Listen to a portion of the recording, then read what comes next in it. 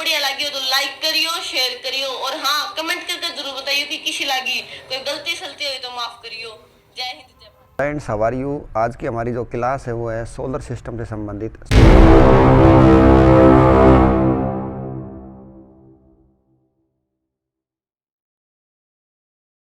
एक नंबर में what is the hottest planet. Hottest planet का नाम बताओ। Name the hottest planet. वो क्या होगा? शुक्र ग्रह। ठीक है, वहाँ पे ऑक्सीजन नहीं है तो वहाँ पे हम नहीं रह सकते। वहाँ पे सॉलिड सरफेस नहीं है। जैसे फॉर एग्जांपल जो सैटर्न है, सैटर्न के ऊपर कोई भी सॉलिड सरफेस नहीं है जैसे हमारी पृथ्वी के ऊपर है।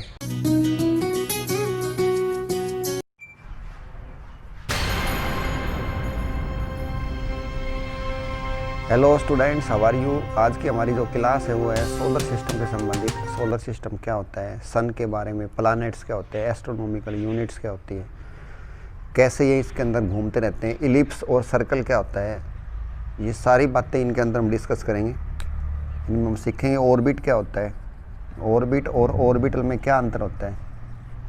तो आज की हमारी सारी क्लास इस टॉपिक से रिलेटेड है। तो डियर स्टूडेंट्स, हम सिस्टम को शुरू करते हैं।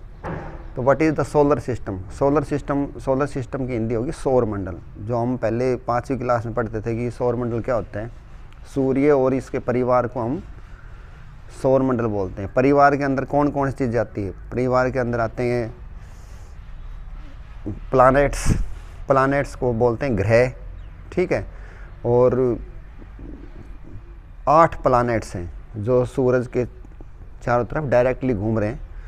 जब बाकी जो बच के जैसे छोटे ऑब्जेक्ट्स हो गए, जैसे ड्वार्फ प्लैनेट्स, ड्वार्फ जैसे इसके अंदर आर साइलेंट होगा, ड्वार्फ प्लैनेट्स, इनको हम बोलते हैं बोना ग्रह। बोना ग्रह या क्षुद्र ग्रह।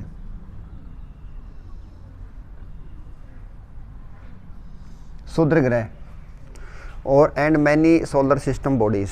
बाकी और जैसे उल्का पिंड हो गए और जो भी बाकी चीज़ें बच गई छोटी छोटी, वो सारी की सारी सूर्य के परिवार में आती है। तो इसकी डेफिनेशन देखो क्या होती है। सौर मंडल के अंदर जो ये हैं, ये सारे के सारे, जैसे अब मकड़ी का जाड़ा देखा होगा ना, मकड़ी का जो जाड़ा होता है उसके अंदर ऐसे जाड़े से बने रहते हैं और मकड़ी जो है इनको अपने जाल में फंसा लेती है। कोई भी मच्छर मक्खी आके बैठेगा वो इसमें पकड़ लेती है वो। तो ऐसे ही जितने भी ये जो हमें बताए 8 ग्रह और छोटे मोटे सारे चीज़ें, ये आपस में एक दूसरे को ग्रेविटेशन फोर्स की सहायता से ये खिंचे हुए हैं। एक सिस्टम है जैसे। तो देखो, the solar system is gravitationally bound system. ठीक है, जैसे मान लो मेरा ये जो हाथ है, ऐसे समझ लो कि जैसे इस उंगली को ये उंगली खींच रही है, इसको ये वाली खींच रही है, इसको ये वाला खींच रहा है, तो एक पूरा जाल सा बन गया। ठीक है, जैसे मकड़ी का जाल होता है। Bound system of the sun and the objects that orbit. Orbit का मतलब होता है रास्ता।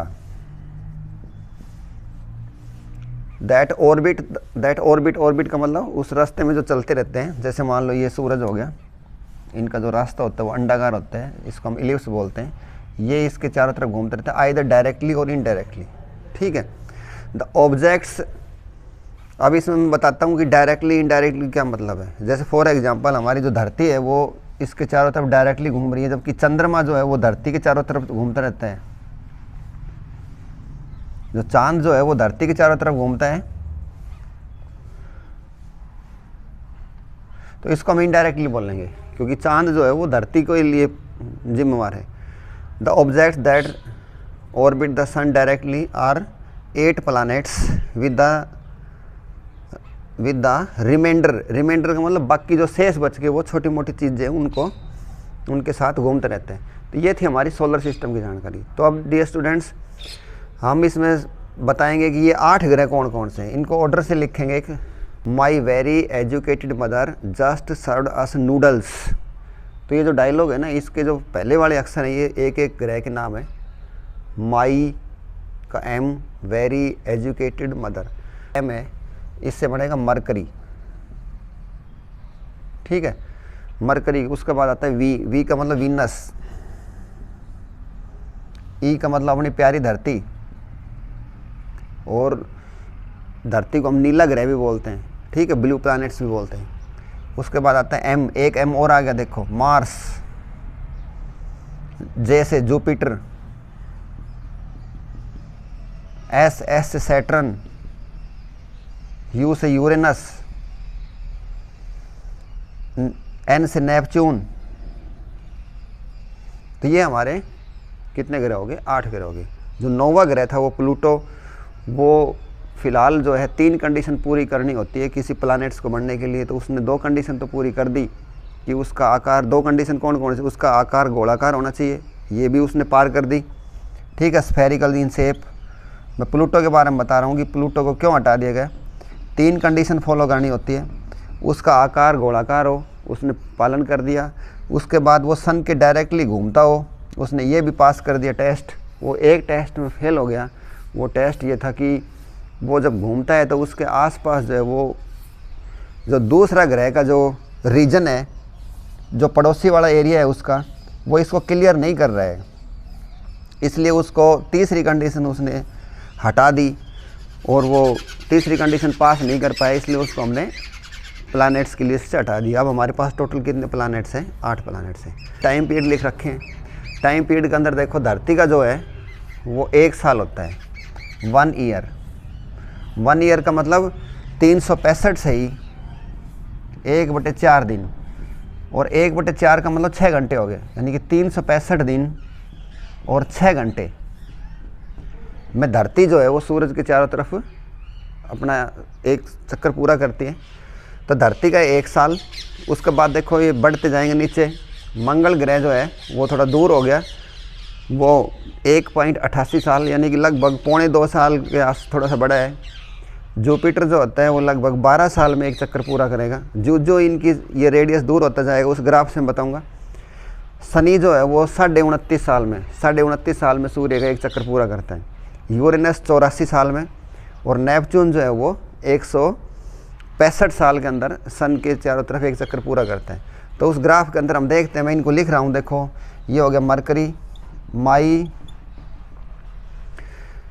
माई वेरी एजुकेटेड, डायलॉग याद रखो, my very educated mother just served us noodles. Noodles होते हैं जैसे चाउमीन टाइप का, तो आजकल के बालक को बेरा होगा नूडल्स की वजह से। अब यहाँ पे मान लो सन है, तो देखो डियर स्टूडेंट्स ये इसका ऑर्बिट है, ये वाला, ठीक है, ये इसका ऑर्बिट है। ये जो है ना लगभग 0.241, इसको कैलकुलेट करके देखोगे तो ये बनेगा हमारा 88 दिन का आसपास बनेगी इसकी, ठीक है, और बहुत ही जल्दी चक्कर पूरा कर लेता है। एक वीडियो के अंदर आप डेमो में भी दिखाऊंगा मैं आपको कि जो नज़दीक होगा वो जल्दी जल्दी घूमता है उसका। उसके बाद देखो ये हो गया। उसके बाद देखो इसका ये बड़ा होता जा रहा है अर्थ। अर्थ के बाद कौन आ गया? अर्थ के बाद आ गया मार्स। मार्स के बाद जुपिटर, सैटर्न, यूरेनस, नेपच्यून। ये ऐसे जो है वो सन के चारों तरफ घूमते रहते हैं। ये मैंने इनका टाइम पीरियड लिख दिया है।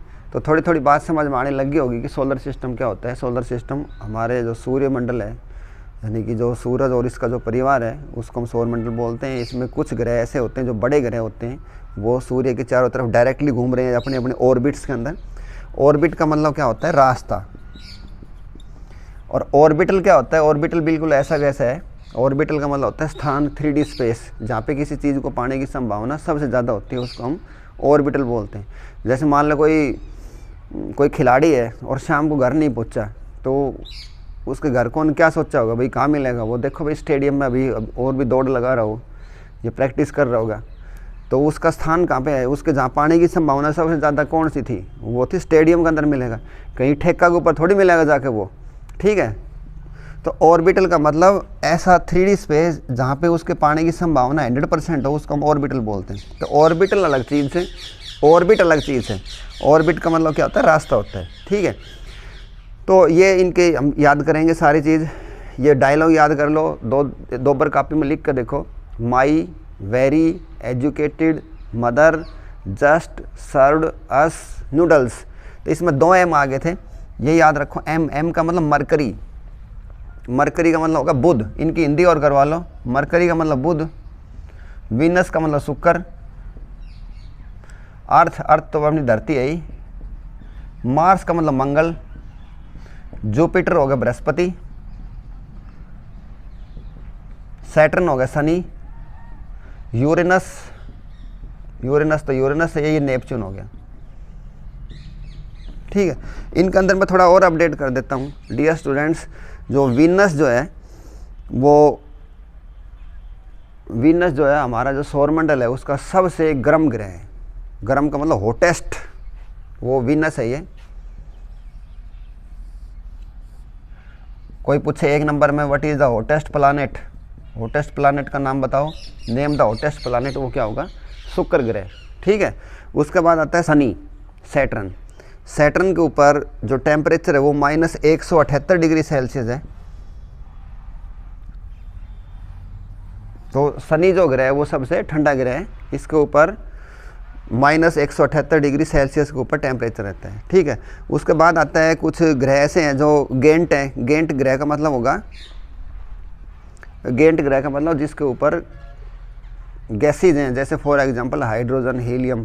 ठीक है, वहाँ पे ऑक्सीजन नहीं है तो वहाँ पे हम नहीं रह सकते, वहाँ पे सॉलिड सरफेस नहीं है। जैसे फॉर एग्जांपल जो सैटर्न है, सैटर्न के ऊपर कोई भी सॉलिड सरफेस नहीं है जैसे हमारी पृथ्वी के ऊपर है। तो वहाँ पे सिर्फ और सिर्फ गैस है, हाइड्रोजन और हीलियम। हाइड्रोजन जो है वो वहाँ पे 75% है और हीलियम कितनी है? 25% है। तो वहाँ पे ऑक्सीजन नहीं है, दूसरा वहाँ पे कोई भी सॉलिड सरफेस नहीं है। हाँ, मंगल ग्रह के ऊपर सॉलिड सरफेस है जहाँ पे जीवन की संभावना तलाशी जा रही है। ठीक है, तो ये समझ में आ गया होगा आपके।